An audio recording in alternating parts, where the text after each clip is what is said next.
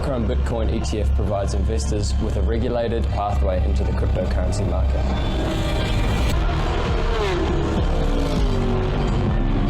When you're ready to take your investments to the next level, you might want to consider Monaco.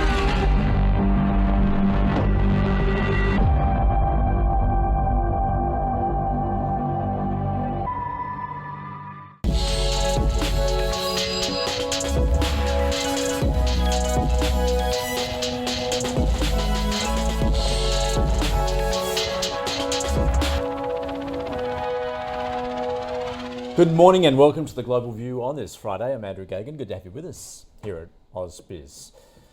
Well, the Australian share market set for heavy losses this morning, reflecting the negative sentiment on global markets overnight following weak US economic data and disappointing earnings results. Even a rate cut by the Bank of England wasn't enough to keep UK equities afloat. And in Europe, the banking sector saw its largest one-day decline since March last year. Well, shares on Wall Street initially opened high but swung to losses on data indicating signs of an economic slowdown and ahead of earnings from Apple and Amazon. The small cap Russell 2000 logging its biggest percentage drop since February. Well, Apple shares rose around 1% after the bell as it reported a return to sales growth in the quarter as iPhone revenue topped analyst targets, helping offset a larger than expected fall in sales in China. Company revenue rising 4.9% for the June quarter. Amazon forecasting current quarter sales below estimates, sending its shares down 6% after the bell. Although second quarter profit beat Wall Street estimates, its cloud business, AWS, reported a 19% increase in quarterly revenue to $26 billion, surpassing estimates. Intel is cutting more than 15% of its workforce and suspending its dividend as the chipmaker seeks a turnaround in its loss-making manufacturing business. Its forecast third quarter revenue below estimates. Nvidia shares slumped in a broader chip stock sell-off sparked by ARM Holdings' conservative revenue forecast and Qualcomm flagging a hit to revenue from the impact of trade tariffs.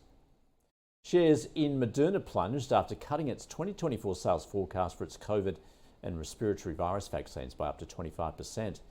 However, Eli Lilly rose after trial results showed weight loss drug Zepbound cut the risk of hospitalisation and death for obese adults with a common type of heart failure. And US oil and gas producer ConocoPhillips' second quarter profit beat analyst estimates as it benefited from higher output and commodity prices. Well, the Bank of England has cut its key lending rate by 0.25 percentage point from a 16-year high to 5%. It was a narrow vote in favour of the cut from policymakers who were divided over whether inflation pressures had eased sufficiently. Governor Andrew Bailey voting in favour of easing, saying we need to make sure inflation stays low, to be careful not to cut interest rates too quickly or by too much. In the US, the Institute for Supply Management's manufacturing PMI dropped to its lowest level since November, into contraction amid a slump in new orders. US construction spending also showed softness there, unexpectedly falling 0.3% in June, and jobless claims increased to an 11-month high last week. The weak economic data sent US Treasury yields tumbling as the market also contemplated the near certainty that US interest rates will be cut in September. The 10-year yield sank 12 basis points, taking it below 4%, and the 2-year fell to 4.17%. The US dollar, it gained as investors seek the safe haven amid rising geopolitical tensions in the Middle East. And the British pound fell after the Bank of England rate cut, while the Aussie is trading at 65 US cents.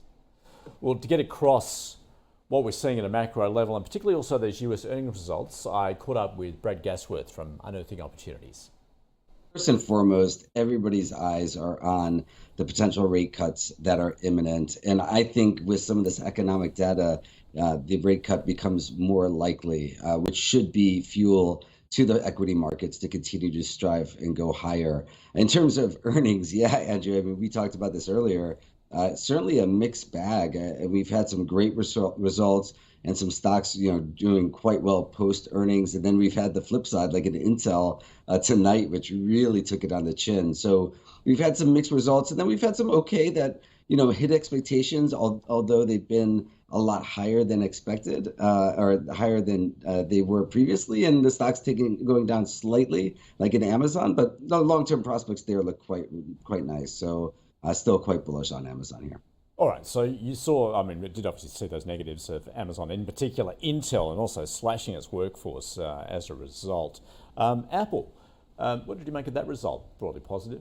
Y- y- Yeah, Andrew. I mean, it's a good point. They had very good iPad and iPhone numbers. That stock is up, I think, slightly right now in the aftermarket. I mean, it was hard to find something that was that negative coming from that report. Overall, it looked fine. I mean, if I look at Apple on a longer term investment thesis, I mean, they have such a stronghold with the iPhone, so they'll have a great continued cycle upgrade. What I'm concerned about is still their exposure to China, and I've mentioned that time and time again. That still concerns me, and it's why it's not one of my top large cap. I think you certainly have exposure, but it's not one of my favorites here. Elsewhere also had results from Meta and Microsoft. Any particular highlights for you? Yeah, I mean, the Meta advertising number was very good. I think that really got people excited. We've had a few quarters of a little bit of misexecution from that perspective. But the one thing that's interesting is the whole TikTok debacle of what's going on. Meta's a big beneficiary. So, their Instagram property is doing incredibly well. Advertising numbers were great. It's hard to find something that was that negative. And again, that TikTok, what happens in the US, that overhang benefits Meta. On Microsoft, their numbers and their execution continue to look good. I like, the long-term prospects there very much. I think they're going to continue to do well. There's some things you could pick apart from the earnings, but overall, I was pretty impressed. Elsewhere, what did you make of Microsoft, particularly, I guess, in terms of its growth in its cloud division? And this goes to the broader question, I guess, of what investors are asking at the moment, particularly with a focus on AI, Brad, that perhaps those returns are not going to come as quickly as possible as they thought. Yeah, I mean, so the big question comes, one, the spend, which hits profitability. They're spending a tremendous amount of money into artificial intelligence, which they should be. So, that's not a major concern. Now, on the cloud growth, is it slowing down? Is it hitting expectations? I think the numbers were still decent. I think it's hard to say that they weren't, really, if they really missed, or especially the heightened expectation. I think on the AI front, their product suite, when you look at adding Copilot and part of their product upgrade, that's all margin for them. The company and the company's executed incredibly well. The financials over the last several quarters have generally been quite bullish.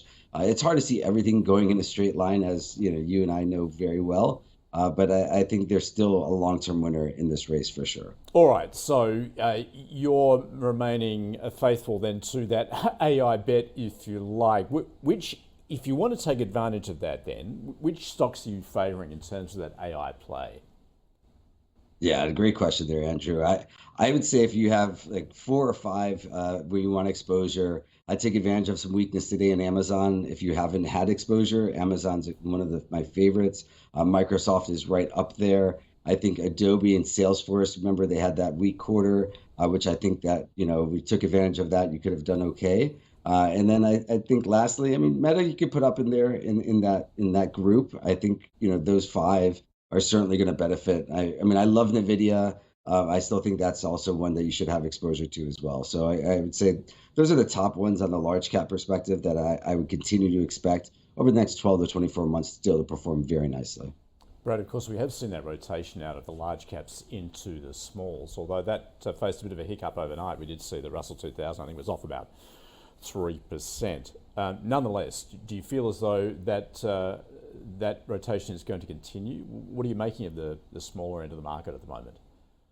Yeah, and it's a great question there, Andrew. I think there is certainly a rotation out of general large cap stocks. I think if you look at the narrow leadership which we've had over the last even like 12 to 24 months, it's really been this basket of companies that have done incredibly well. And, nothing again goes up in a straight line. So we'll see some pullbacks.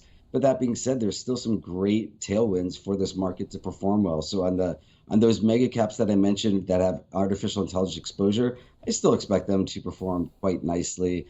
There's a lot of wind behind the sails there. In the rotation to small cap, I do think you'll see small caps benefit in a lower interest rate environment. I think it's very sector and company specific. You need to be in companies that have and will benefit from artificial intelligence. Ultimately, AI will help all companies with profitability because you can get less, a lot more with less workforce.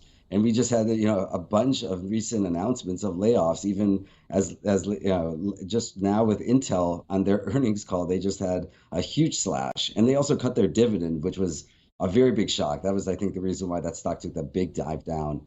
But ultimately, we're going to see layoffs because AI is replacing jobs. Brad, commodities remaining very volatile at this point. You only have to take a look at oil, and this is, as I guess investors weigh up what's going on geopolitically, certainly given the escalation of conflict in the Middle East. Balanced also with, I guess, worries about global demand. How are you seeing that oil market at the moment? Yeah, and that's a great point to bring up, Andrew, because it's really a hot topic now with the escalation of the recent news of the Hamas leader being executed.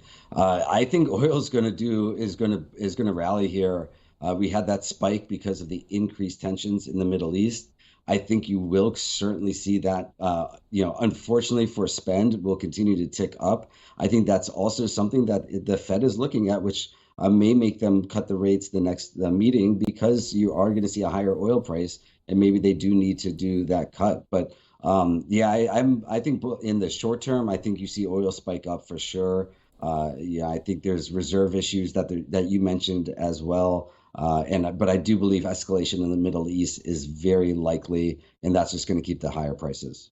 And Brad, do you feel as though those safe haven assets are going to benefit in the midst of this geopolitical uncertainty, not the least, of course, what's happening in the Middle East, but also in terms of US politics at the same time? I know you're favouring those precious metals, gold and silver. How are you seeing that at the moment? Yeah, Andrew, and another great topic and point. I still do like having a nice exposure to precious metals, gold and silver in particular. I think as you hit it right on the head, Andrew, is a very good point. There's a lot of economic issues. There's a lot of macro related issues. That being said, the reason I'm bullish on the markets is because of that shift in AI and the fuel that we're getting with the Fed. But there are certainly things that we cannot ignore that are happening on a macro level, and precious metals like gold and silver will absolutely benefit. So my thesis there, and again, I think we talk about this every time I'm on the program, I still expect them to do very, very nicely over the next several years. I think dips are great buying opportunities, and in any uncertainty, those precious metals will absolutely perform quite well.